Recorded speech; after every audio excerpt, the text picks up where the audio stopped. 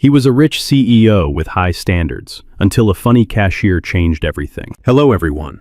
Before we begin today's story, I have a small favor to ask. Please hit subscribe and turn on the notification bell so you never miss our channel's new videos. It is quick, free, and the best way to support us in bringing you more dramatic stories like this one. Your support truly means the world to us. And tell us, where are you watching from today? Drop your city or country in the comments below. Thank you very much. Now, let us return to our main character. It is just past 9 in the evening when he steps inside the grocery store. The automatic doors slide open with a soft, mechanical sigh, releasing a wave of fluorescent light and the quiet hum of refrigerators. This is not his world, not even close. The polished marble floors, the glass towers, the private elevators he is used to feel 1,000 miles away. Tonight, he is dressed in faded jeans, a plain gray hoodie, and scuffed sneakers. No watch, no tailored jacket, no driver waiting outside. To anyone watching, he looks like just another man who wandered in after work, tired, slightly out of place, and unsure of what aisle he is supposed to be in. But this man is not ordinary. He is a billionaire chief executive officer, the kind who runs board meetings that decide the future of thousands of employees.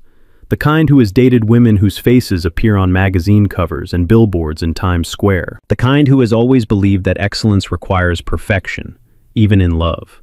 And yet, here he is, standing in front of a shelf of breakfast cereal, staring at dozens of brightly colored boxes like they are written in a foreign language. He picks one up, puts it back, picks up another, frowns. He has not shopped for himself in years. At the end of aisle 5, a young woman watches him struggle, her elbows resting on the checkout counter. She has been working the late shift since 3 in the afternoon. Her feet ache, her stomach growls, but her eyes are still sharp, and her sense of humor is still very much alive. She notices the way he keeps checking the overhead signs, the way he walks in small circles, then stops, then starts again. Finally, when he reaches her register with only 2 random items in his basket, she cannot help herself. She smiles. Not the polite, forced smile of customer service training. A real one. Excuse me, she says lightly. Are you lost? Or are you just exploring the store for fun? He freezes for half a second. No one has spoken to him like that in years. Not assistants, not investors, not the women who usually laugh a little too hard at his jokes. He clears his throat. Is it that obvious? She laughs. A short, warm laugh that cuts through the sterile quiet of the store. A little. You walked past the same aisle 3 times. He glances back, then shrugs. I do not usually shop for myself. That explains everything, she says, scanning his items. You look like someone who is used to other people doing things for him. He raises an eyebrow, surprised. Is that a compliment or an insult? She grins. I have not decided yet. For the first time all day, he feels something unexpected. Not attraction, not desire, relief. She does not know who he is. She does not care. She is not impressed. She is not trying to be. To her, he is just a man who looks slightly lost under bad lighting, holding the wrong cereal. And as she hands him his receipt, she adds casually, next time, if you need help, just ask. Grocery stores can be overwhelming for beginners. He nods, smiling despite himself. I will keep that in mind. As he walks out into the cool night air, receipt crumpled in his hand, one thought settles quietly in his chest. For the first time in a long time, someone saw him without seeing his status, and he cannot stop thinking about it. He does not go home right away. Instead, he sits in his car for a long moment, the grocery store lights reflecting faintly on the windshield. The plastic bag rests on the passenger seat, untouched. He exhales slowly, fingers still curled around the steering wheel, replaying the interaction in his mind. Are you lost? The question was simple, almost careless, and yet it lingers.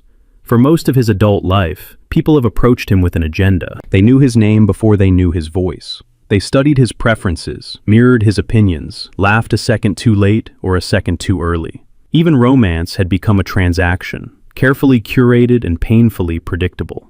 Models, influencers, socialites, beautiful, polished, and distant. He had told himself that high standards were necessary, that success required selectiveness. that emotional detachment was simply the price of leadership. But standing at that checkout counter, being spoken to like a normal man who did not know where the cereal aisle was, something inside him shifted. It was unsettling. The next morning, he wakes before dawn in his penthouse overlooking the city. Floor-to-ceiling windows, quiet luxury, a view people would kill for. And yet, as he pours himself a cup of coffee, his mind drifts somewhere far less impressive. A grocery store, fluorescent lights, a woman in a simple uniform who smiled without trying to impress him. He shakes his head, almost annoyed with himself. At 9 sharp, he is seated at the head of a long conference table. Screens light up. Executives greet him with measured respect. Numbers are discussed. Decisions are made. Entire futures are adjusted with a nod of his head. But he is not fully there. When the meeting ends, his assistant hands him his schedule for the day. Dinners, calls, a charity gala in the evening, all familiar, all controlled. He pauses. "Clear my evening," he says calmly. She looks surprised. "Everything?" "Yes." By 7 that night, he finds himself back in the same grocery store parking lot. This time, he parks farther away. Inside, the store is quieter. The after-work rush has passed. The shelves are half-stocked. The air hums with the low sound of cleaning machines in the distance. She is there again. Same register, same tired but alert posture, same effortless presence. She looks up and recognizes him immediately. "Well, look who survived his first shopping trip," she says, smiling. "Did you manage breakfast?" He lets out a small laugh before he can stop himself. "Barely." She scans his items, glancing at the bag. "You did better this time. Fewer questionable choices." "I had guidance," he replies. "From a professional." She raises an eyebrow. "That will be $5 for consulting." He shakes his head. "That feels overpriced." "Welcome to inflation," she says dryly. They talk while she works. Nothing important. The weather, the late shift, how the store rearranged the aisles for no good reason. She complains lightly about customers who insist on exact change at 10 minutes to closing. He listens, really listens.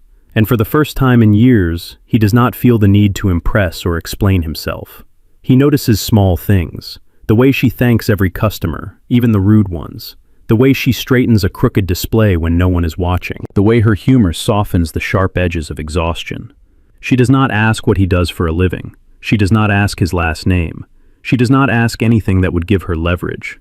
As he leaves, she calls out, "Same time tomorrow, or are you graduating to advanced shopping?" He pauses at the door. "I might need another lesson." She smiles. "I will try to keep it simple." Walking back to his car, he realizes something uncomfortable.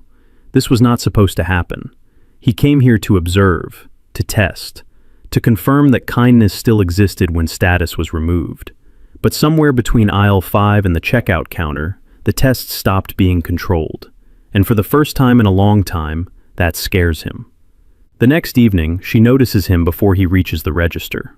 It is subtle, a half-second pause, a glance that lingers just long enough to register recognition. Then she looks back down at her screen, fingers moving as she finishes with the customer in front of her. To her, he is becoming familiar, not important, not special, just familiar. And that, more than anything else, unsettles him. Her name tag reads Emily. He did not notice it the first time. She is working another long shift, hair pulled back, sleeves rolled slightly above her wrists. There is a small crack in the plastic edge of her name tag, taped carefully from behind. It catches the light when she moves. When it is his turn, she looks up and smiles again. "You are back," she says. "I was starting to think you gave up and ordered delivery like everyone else."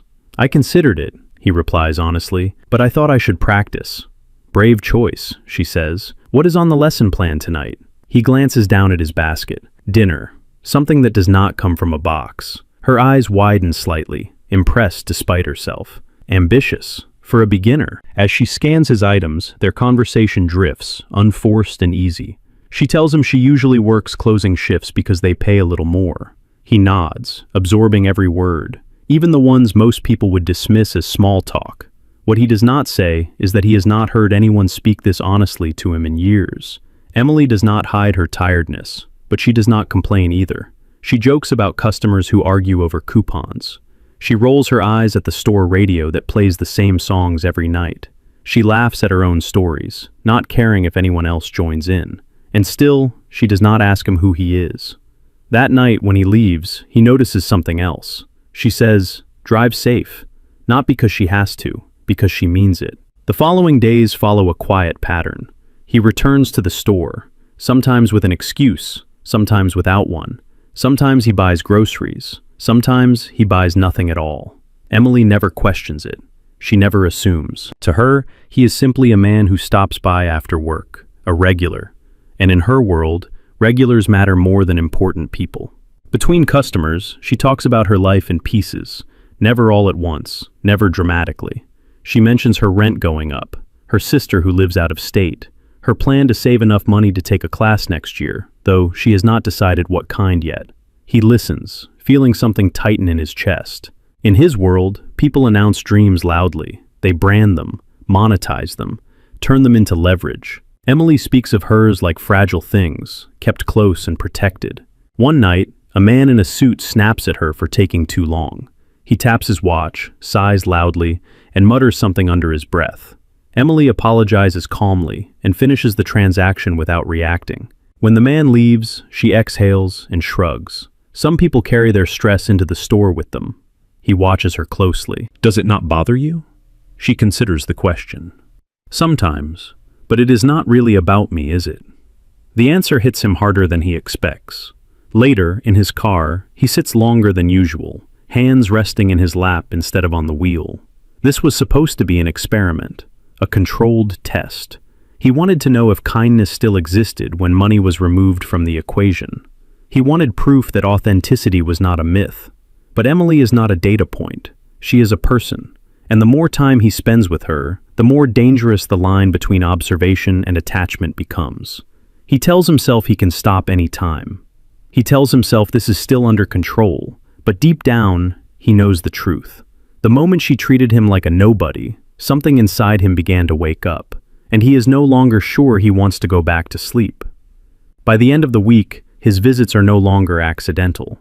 They are intentional. He learns the rhythm of the store, the way he once learned market cycles. Slow afternoons, short bursts of chaos near dinner time, quiet, almost peaceful stretches after 9, when the aisles feel wider and the noise fades into a soft mechanical hum. Emily notices the pattern too, though she does not comment on it. One evening, he arrives with nothing in his hands. No basket, no list, just himself. She looks up, puzzled. "No groceries today?" "I think I am just here to talk," he says, then adds quickly, "if that is allowed." She studies him for a second, then smiles. "As long as you do not block the line." There is no line. He leans casually against the counter, careful not to cross an invisible boundary. He asks her what time her shift ends. She tells him. He asks if she likes working nights. She shrugs. "It is quieter," she says. "People are more honest when they are tired." That sentence stays with him. A few minutes later, an older woman struggles with heavy bags. Without being asked, Emily steps out from behind the register to help her load them into a cart. She laughs gently when the woman apologizes for being slow. "No rush," Emily says. "We all move at our own pace." He watches from a distance. In boardrooms, kindness is strategic, measured, often performative. Here, it is instinctive.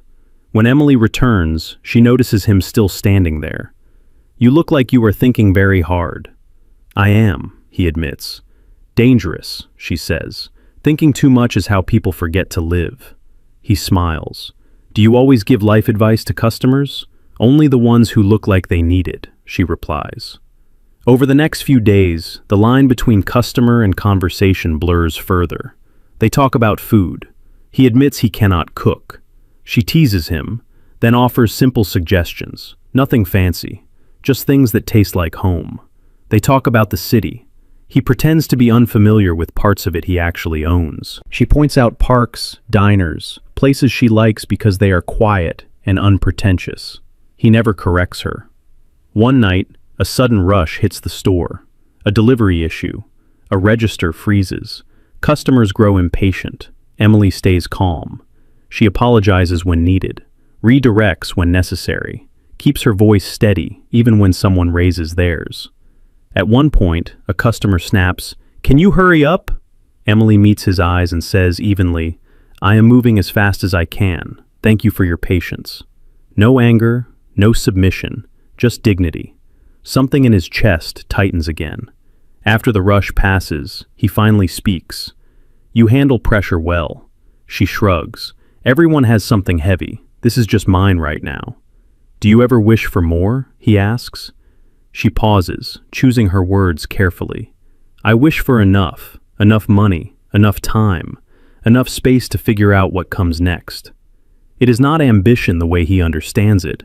It is survival, softened by hope. As he leaves that night, he realizes something critical. This was supposed to be a test of character, but the longer this continues, the less he feels like the one in control. Emily is not trying to impress him. She is not performing kindness. She is simply being herself, and without meaning to, she is dismantling everything he once believed about standards, status, and what actually matters. The undercover part was supposed to protect him. Instead, it is exposing him. And for the first time, he wonders what will happen when the truth finally steps out from behind the mask. Something changes after that. Not all at once, not dramatically, but enough for him to notice. He begins to look forward to the end of the day in a way that has nothing to do with success or control. Meetings still fill his schedule, decisions still carry weight, but now there is a quiet marker in his mind, a moment he counts down to without admitting it to himself. The grocery store.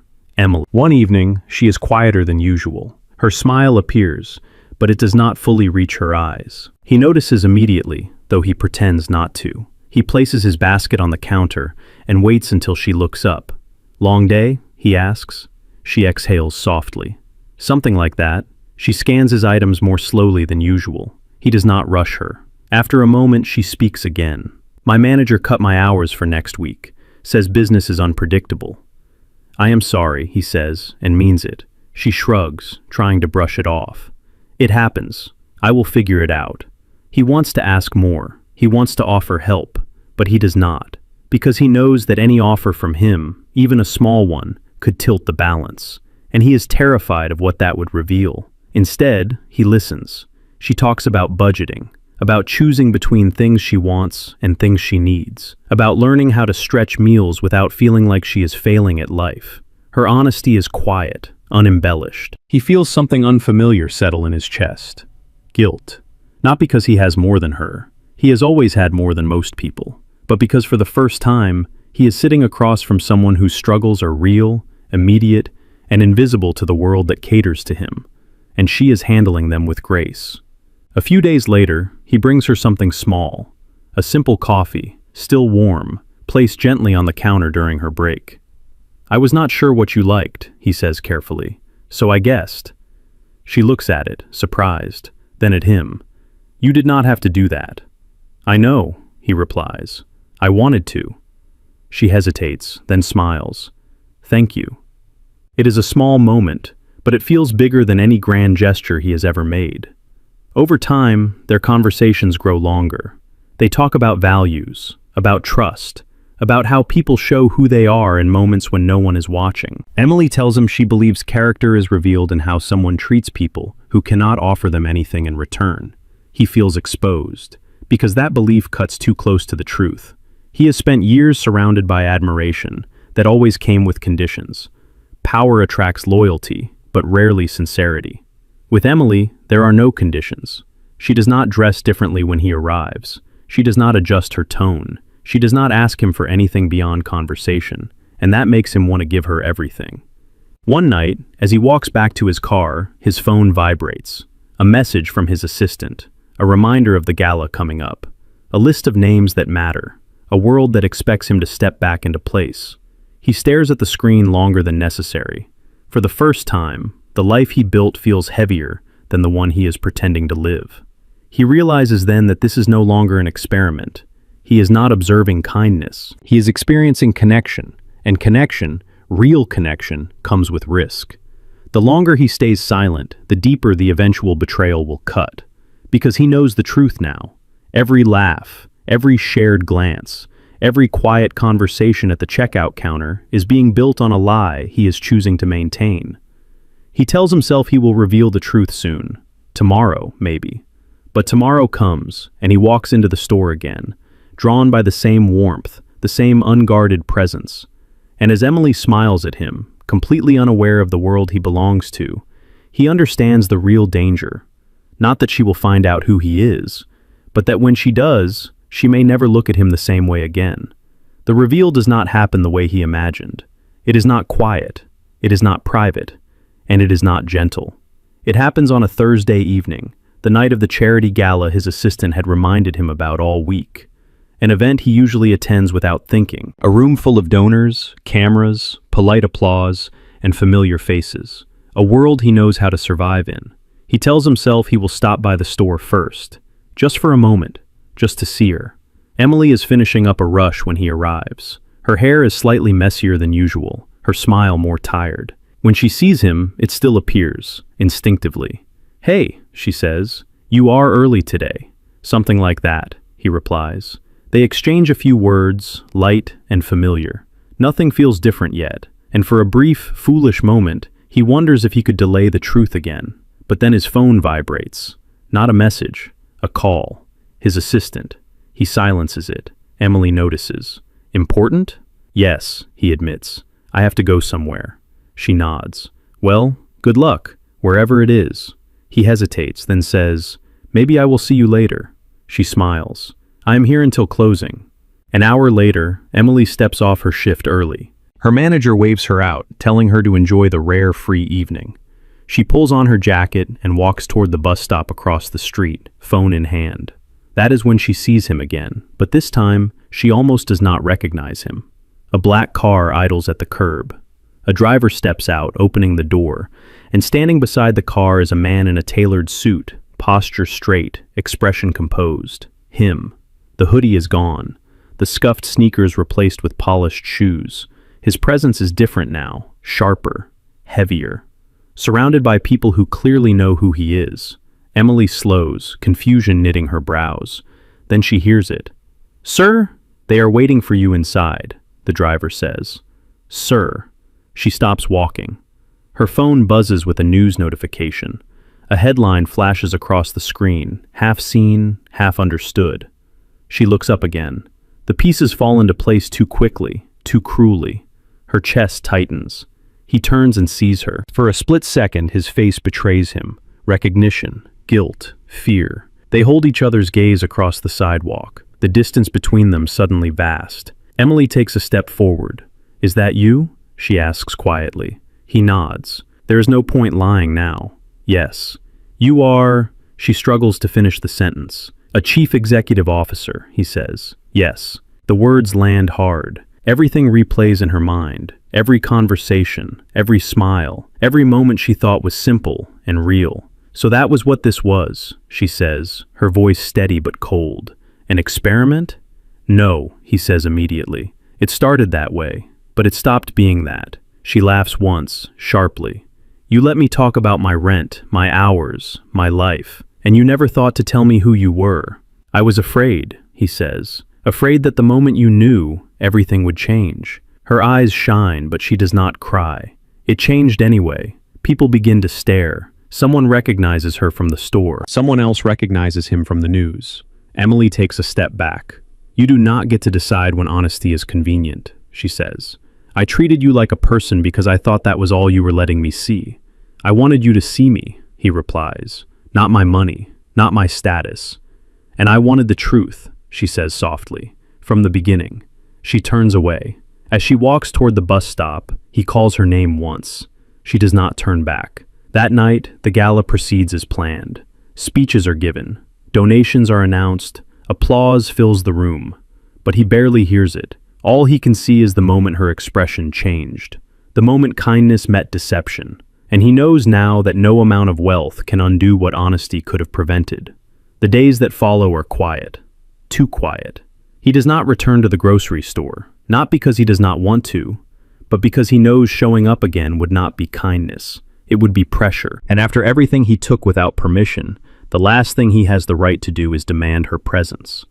Emily, meanwhile, keeps working. She switches shifts, avoids aisle 5, avoids the front windows that face the street where she first saw the truth. She does her job well, just as she always has. But something in her is closed now, not broken, guarded. At night, when the store empties and the lights feel harsher, The conversations replay in her head, the jokes, the advice, the way she spoke freely because she believed she was unseen and unjudged. She feels foolish for that, not because she was kind, but because she trusted someone who chose not to trust her back. Across the city, he sits alone in his office long after everyone else has left. The gala photos circulate online. Headlines praise his generosity. Commentators call him visionary, disciplined, admirable. None of it reaches him. He keeps hearing her voice. I wanted the truth, from the beginning. He replays every moment, every choice he made to stay silent. He tells himself he had reasons. Fear, curiosity, self-protection. They all sound hollow now. A week passes before he sees her again. It is not planned. He is walking out of a small neighborhood cafe, dressed simply, no driver in sight, when he notices her across the street. She is carrying a bag of groceries, shoulders slightly hunched against the cold. He stops. She keeps walking. He calls her name once, softly, not commanding, not urgent. Emily slows, then turns. There is no surprise on her face, only caution. I am not here to explain, he says immediately, or to fix anything. I just wanted to apologize, properly.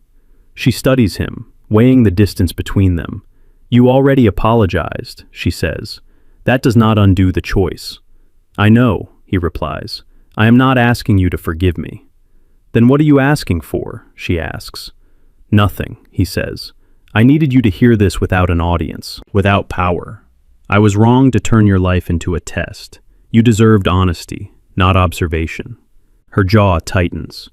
You do not get credit for realizing that after, she says. I was not a lesson. I was a person. He nods. I know that now.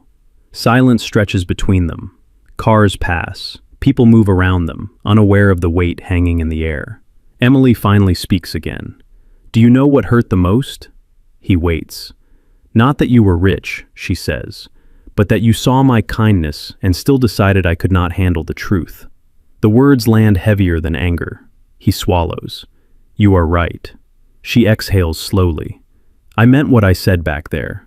I treated you like a person because I thought that was all you were letting me be to you. I cannot pretend that did not matter. I would never ask you to, he says. She looks at him then, really looks at him, stripped of context and illusion. I need distance, she says. Not because I hate you, but because I respect myself. He steps back, creating space. I understand. She turns to leave, then pauses. For what it is worth, she adds, the person you were when you thought no one important was watching. That part was real. Then she walks away. He does not follow. He stands there long after she is gone, realizing something painful and necessary. Love cannot be tested without being damaged. Trust cannot grow in secrecy. And redemption does not begin with grand gestures or second chances. It begins with respecting the choice of the person you hurt, even when that choice costs you everything you hope to gain. He does not try to see her again, not at the store, not on the street, not through messages delivered by someone else. Instead, he changes the only thing he truly has control over, himself. The first step is quiet. He calls his assistant and cancels a series of public appearances. No announcements, no press releases. He steps away from visibility, not to disappear, but to listen, to notice the parts of his world he has ignored for too long. He begins visiting the company offices without notice, not the executive floors, but the lower ones. Customer support, logistics, night security. He listens more than he speaks. He notices how often people apologize for things that are not their fault, how often they brace themselves before answering a question, how kindness changes when power is removed from the room. At night, he thinks of Emily, not as an image, as a standard. He remembers her calm voice with the rude customer, the way she never asked for more than enough, the way she believed character showed up in small, unobserved moments. So he begins to build something that reflects that belief, not in her name, not for her attention, for the people who never get tested, because no one ever looks down far enough to notice them. Within weeks, a new internal program quietly launches. Flexible scheduling for hourly workers, emergency assistance for employees facing sudden financial strain, training funds that do not require a polished application or perfect language, no press, no cameras, When asked why, he answers simply, because people deserve dignity without having to earn it. Emily hears about it by accident. A coworker mentions it during a break, scrolling through an internal memo on her phone. Emily listens without comment, stirring her coffee slowly. She does not assume it is about her. She does not want it to be. Days later, a letter arrives at the store, not addressed to her, addressed to the manager. It explains the new support programs and includes a simple note at the bottom, written in careful, unadorned language. This is not charity, this is correction. Emily reads it once, then again. She does not feel relief. She feels something closer to recognition. Weeks pass. One evening, she finishes her shift and steps outside into cool air. Across the street, a small community center glows softly through its windows. A new sign hangs above the door, modest and unpolished. She recognizes the name of the program sponsoring it. Inside, volunteers sort food boxes. No cameras, no banners, just work. Emily stands there for a long moment, then crosses the street. She offers to help. No one asks her who she is. No one asks her why she is there. She rolls up her sleeves and joins in. An hour later, she notices him, not standing apart, not directing, carrying boxes. They do not speak at first. They work side by side, quietly, the way people do when words would only complicate things. Finally, he breaks the silence. "I did not know you came here." "I did not know you did either," she replies. He nods. "I did not come looking for you." "I know," she says. They keep working. After a while, she says, "This matters." "Yes," he answers. "It does." She looks at him then, really looks, not as a cashier, not as a test subject, as an equal. "I am not ready," she says honestly. "I am not asking you to be," he replies. That answer matters more than anything else he could have said. For the first time since the truth came out, the space between them feels like space that can be crossed. Not rushed, not forced, but respected. And that, she realizes, is where trust begins again. Time does not rush them. It moves the way it always does, quietly, steadily, allowing space for things to settle into their proper shape. Weeks turn into months. Emily continues working at the store, though fewer hours now. She takes a class at the community center twice a week, something practical, something she chose for herself. She still volunteers on weekends, not because of him, but because the work feels honest. He continues to show up as well, not as a guest of honor, not as a name on a wall, as a pair of hands. They see each other there sometimes they do not. When they do, they talk. When they do not, neither wonders why. Trust rebuilds slowly, not through promises, but through consistency. One evening, after a long shift at the center, Emily sits on the steps outside, stretching her sore legs. The city hums around her, distant and indifferent. He steps out a moment later and sits a few feet away, leaving space between them. "You know," she says, looking ahead, "I used to think people like you lived in a different world." "I did too," he replies. "I thought it was safer there." She smiles faintly. "Turns out it was smaller." He nods. "Much smaller." They sit in silence for a while. Then he speaks again. "I want to be clear about something." She turns to him. "I am not asking for a second chance," he says. "I am asking for the chance to keep choosing honesty, whether or not it leads anywhere." She studies his face. There is no urgency there, no expectation, just openness. "That matters," she says. She takes a breath, then adds, "I cannot pretend the past did not happen, but I can see the difference between someone who is sorry and someone who is changed." He does not respond right away. He lets the moment be what it is. Months later, the community center holds a small anniversary event. Nothing formal. Folding chairs, homemade food, children running between tables. Emily stands near the back, laughing with a volunteer, when she hears her name. She turns. He is there, holding something small in his hand. Not a ring, a folded receipt, the same kind she has handed him 100 times before. "I kept it," he says, almost embarrassed. "The first night you treated me like I was just someone who needed help finding breakfast." She laughs softly. "You were terrible at choosing cereal." "I still am," he admits, "but I am better at choosing people." She looks at him for a long moment. Then she takes the receipt from his hand. "This," she says, "only matters if it stays true. "It will," he says, "every day." She nods. Later that night, as the lights dim and people begin to leave, they walk out together into the cool air. No headlines, no cameras, just two people side by side. He does not lead, she does not follow. They walk at the same pace, and as they disappear down the street, the truth settles gently into place. Love was never about status. It was never about testing or proving or pretending. It was about seeing someone clearly, choosing honesty over fear, and understanding that real leadership, like real love, begins the moment you stop hiding who you are. And this time, neither of them is lost.